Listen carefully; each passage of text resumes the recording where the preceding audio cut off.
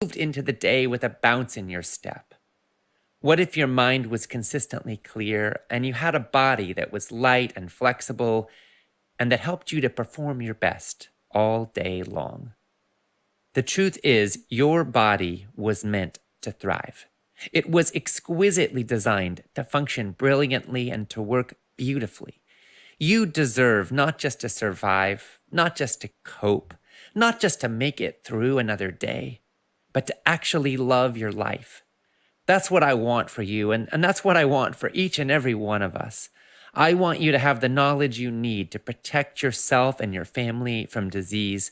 And I want you to have a body and a brain that help you to thrive and to do what you were born to do. When you treat your body well and when you eat the right foods, you can have more energy, mental clarity, better sleep, and more satisfaction than you might have ever imagined. However you're feeling right now, I want you to know this is possible. That is really beautiful, Ocean. The data about disease prevention and diet is quite real, and it's very important. But I love how you remind us that a healthy diet can help us sleep better and help us to wake up in the morning full of energy and able to move through the day with more joy, more mental clarity, and more emotional resilience. It really is a lot more fun to live in a body that's healthy, that's light, that's flexible, and that's filled with positive energy. And I think it's also a lot more fun to live life when your actions and your behavior and the choices you make all express your values. That's why I make food choices that support a healthy body and a healthy planet. And it's also why I don't ever eat animal products that come from factory farms or feedlots. I don't want misery on my menu, and I don't want to support cruelty to animals. You don't have to be a vegetarian or an animal rights activist to be appalled by how animals are treated in modern meat production. You just have to see it. But the industry is intent on keeping people unaware.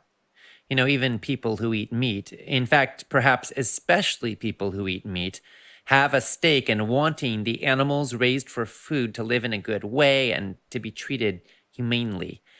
And people from all walks of life are disturbed when they learn about the conditions in today's concentrated animal feeding operations, also known as factory farms. Ocean, can you tell us briefly what it is that modern meat producers don't want us to see? Yes, I can. Let's look at chickens. In the United States, as in much of the developed world, egg farms cram almost all of the nation's 280 million egg-laying hens into cages that are so small the birds can't even spread a single wing. In these terribly cramped quarters, the chickens are unable to establish their natural pecking order or to have any personal space whatsoever. Many of them are driven so crazy that they try to peck each other to death. Of course, the industry doesn't like to see the birds die prematurely because that's bad for profits. But instead of giving chickens more space, its answer is to cut off their beaks. Debeaked birds still peck each other, but now they can't kill each other. Great improvement. Well, Yeah. what about pigs? Well, I'm sorry to say the situation for pigs isn't much better. Like chickens, pigs in industrialized farming operations are also kept indoors in intensely crowded conditions, and they're driven crazy by the stress. Many of them will attack each other's tails and rears, even becoming cannibalistic. The industry's response is to cut off the pig's tails. This process is known as tail docking, and it's typically performed in the pig's first day of life. It's intensely painful. The newborn piglets squeal in agony, while their sensitive tails are literally dismembered. Most of the more than 5 million breeding pigs in the United States are kept in crates that are too small for them to walk or even to turn around. These sensitive animals are considered as intelligent as dogs, and they are raised like parked cars, side by side, cage next to cage, in a giant, horrendously smelly warehouse. And I'm sorry to say the treatment of cows in dairies and feedlots is no better.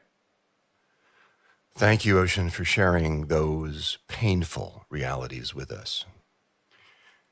As someone myself who thinks of animals as thinking, feeling beings rather than as objects, it can be hard to look at what's being done in industrial meat, dairy, and egg operations. When I think about the conditions in which billions of animals are raised today, I feel a deep sadness. And I believe that if we as humans are going to raise animals, we have a responsibility to treat them as the sentient beings that they are. They belong in farms and fields, not in factories and feedlots. It's so true. And I don't know anybody who wants to see animals raised in torturous conditions. And a lot of farmers hate it too, that they didn't set out to raise animals because they wanted to be cruel. But they have to keep costs down, and in order to be competitive in an industry that often runs on very low margins, they have to resort to practices that are heartbreaking. I recently got to talk with Craig Watts, who spent 20 years running a factory farming operation for Purdue. Can you tell us what you learned when you spoke with Craig? Oh, yeah, absolutely. Craig is from Fairmont, North Carolina. In 1992, he put up 4 chicken barns on land that had been in his family for nearly 200 years, and he signed a contract with Purdue Farms. Purdue brought him baby chicks and chicken feed. They provided a guaranteed market, and they gave Craig specific instructions for profitably raising the birds. He earned 5 cents for every pound of chicken, which was never enough to escape a cycle of farm debt. Driven by economic pressure, Craig did exactly what Purdue told him to do, even when it meant treating the birds terribly. He spent decades presiding over barns that were jammed with tens of thousands of miserable chickens. They'd been bred to grow massive breasts at the utmost speed, and their legs couldn't even support their morbidly obese bodies. If humans grew at the same rate as today's chickens, a human baby by the age of 8 weeks would weigh 660 pounds. Instead of clucking around in the dirt digging for worms like chickens are meant to do, these birds spent their lives sitting in their own poop. Their bellies grew red and sore, and they lost their feathers. Some of the birds would die and just lay there in their own poop. Their warehouses were littered with crippled and dead birds. Dead birds lying in poop? That sounds like a serious health hazard. Have you ever heard of salmonella? And Craig's contract with Purdue explicitly forbade him from ever giving his birds sunshine or fresh air. This all sounds just awful. Did Craig tell you how he felt about doing this? Yeah, he did. Craig didn't like it one bit, but he felt like he had no choice. And then one day, actually, the story gets really interesting here. In 2014, Craig saw an ad on television in which Jim Purdue, the company's chairperson and third-generation leader, was walking through a clean, uncrowded chicken barn with full-grown birds. In the ad, Jim was talking about doing the right thing and raising chickens cage-free. Then, as now, the company's packages even carried a seal from the USDA with verification that the birds were raised cage-free. According to Craig, his BS alarm went off when he saw that ad. He said it was one thing to be forced by economics to keep chickens in abject misery, but it was a whole other thing to be complicit in lying about it. So what Craig did was he invited Leah Garces, the U.S. director of an organization called Compassion in World Farming, to visit his broiler barns and to bring along a camera. Leah documented the conditions in which Craig's chickens were forced to live, and she wound up releasing a video that rocked the chicken farming world. This wasn't some undercover investigator revealing a worst-case scenario. This was a farmer who was showing the world what's actually done as standard practice in a USDA-certified operation. The video that came out did not show Craig tucking the chickens in and reading them bedtime stories. In it, he showed suffering birds unable to stand, lying in heaps of excrement, and he said, "I can't speak for a chicken. All I can say is what I observe. And no, they're not happy, and they're definitely not healthy."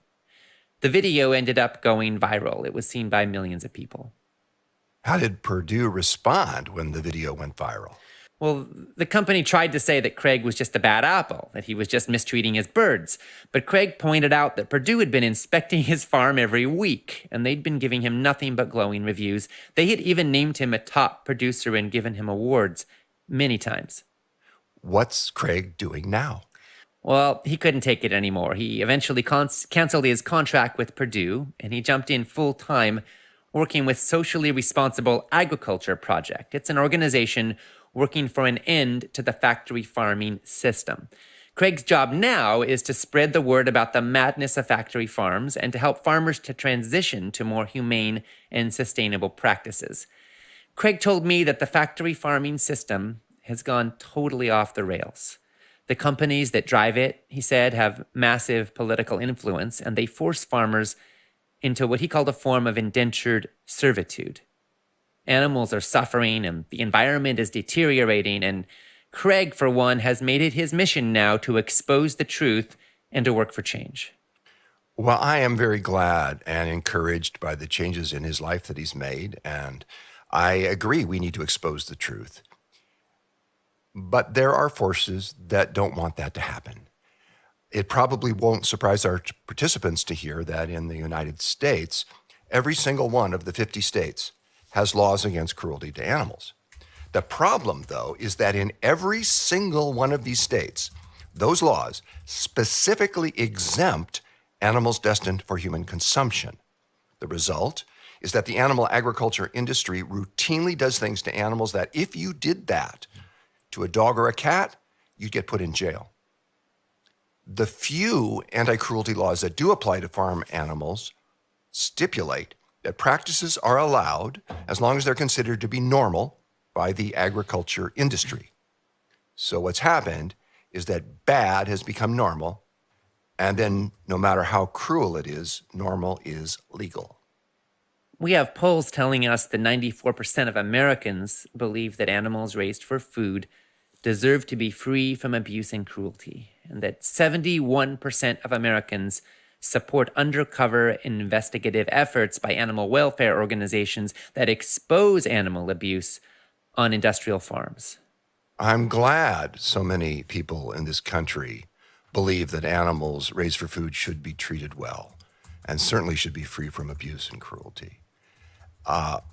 But the meat, dairy, and egg industries are worried that consumers are starting to find out the truth and that they will demand changes to the treatment of farmed animals. So they're pushing hard for what are called ag-gag laws that hide factory farming and slaughterhouse abuses from public scrutiny.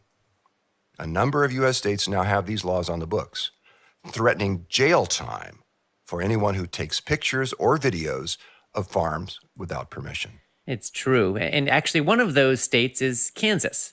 In 2013, George Steinmetz was a photographer. He was working for National Geographic, and he was arrested and jailed after he took aerial pictures of a feedlot for a series they were doing on food issues. Now, George has taken award-winning photos in many dangerous situations, including in war zones. But it was his photographs of U.S. feedlots, taken from a paraglider in an area with hundreds of thousands of cattle, that ended up getting him put behind bars. After he was released, George said that he'd been detained in Iran and in Yemen. He'd been questioned about spying, but he'd never been arrested. The first time that he got thrown in jail was in Kansas. Amazing. You know, if you're disturbed by the way that modern animal agriculture is treating animals, as I am, there's a lot you can do. You can opt for a mostly or entirely plant-based diet. Every factory farm burger or chicken fry that you don't eat takes a bite out of an inhumane system and does a good deed for our water and topsoil and climate, as well as your health. And if you choose to eat animal products, you can do so in a way that encourages the operations who are doing the right thing. There's no reason you should ever spend your hard-earned money supporting industries that profit from torture. If you want to eat meat, dairy, or eggs, it is important to know what the various labels and certifications mean. Some of them represent serious commitment to ethical behavior. Others are little more than image management that was designed by PR companies. You want to look for both organic and either certified humane or animal welfare approved. Organic alone does not mean that the animals were treated well, but it does mean that they were fed organic feed and that they weren't given hormones or antibiotics. Certified humane, pasture-raised, grass-fed, and organic are the most meaningful terms to look for if you're going to eat animal products. Some people look at the way that animals are being treated today in factory farms, and they look at how toxic our food system has become, and they can feel a good deal of despair. It's painful. It's seriously painful to think that so many of our favorite brands, maybe even the foods we grew up loving, might be the product of torture and are fueling sickness. Yeah, it is. And the fact is that we live in a world that's increasingly toxic and increasingly polluted. Yes, we do. That is an inescapable fact of life today. But to me, that is all the more reason to do all that I can to optimize my health, to increase my energy, and to live with as much compassion and awareness as I can muster. And it's all the more reason to make food choices that are in alignment with my love for animals and my love for the natural world. I'm thinking right now of an old saying. It goes, if you go forward, you will die. If you go backward, you will die. It's better to go forward. And I'm curious, in light of all that you see in our world right now, what do you think that it means to go forward?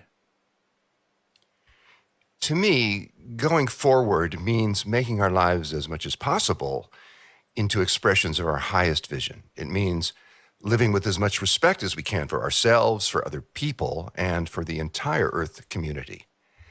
And it also means taking good care of ourselves so that we'll be far less likely to decline prematurely. We'll be far better able to live our lives with pleasure and vitality and more able to give our gifts to the world. When your energy is strong and your mind is clear, you aren't giving from a cup that's empty. You're giving from a cup that's full. I remember seeing a cartoon in the New Yorker some years ago titled Yuppie Angst. A man is saying, "Oh no, I spilled cappuccino on my down jacket." We can become shallow and self-absorbed people. But when we live our lives as fully as we can, when we live as beautifully and as healthfully as we can, we gain a deeper understanding of joy and of grief. We become more in touch with the cycles of life, and we can grow closer to what makes our lives truly worth living. A healthful diet and a healthful lifestyle almost always leads to a longer and healthier life, to increased energy and strength, and to a greater sense of wholeness and freedom. It also brings more opportunities to discover and create meaning in our lives. But even the best cared for bodies will eventually begin to weaken and will no longer function like they once did. That is so true, Ocean. To me, going forward doesn't mean pretending that I'll never die or that my body won't ever decline. Life is transient and temporary and uncertain. But to me, that's all the more reason to savor every moment and to love the people that I love with my whole heart. Sometimes, when I look deeply and honestly at the loss and the death in the world, I realize that I can accept imperfections and that life doesn't have to be perfect to be precious. It takes nothing away from healthful paths, that they lead, as all paths eventually do, to the moment that you pass from this world. Knowing that we will all someday die, I often ask myself, is this how I want to spend the breath that I have left? To me, going forward means always working to bring my life into alignment with the love that's in my heart. Oh, that's so beautiful. Thank you.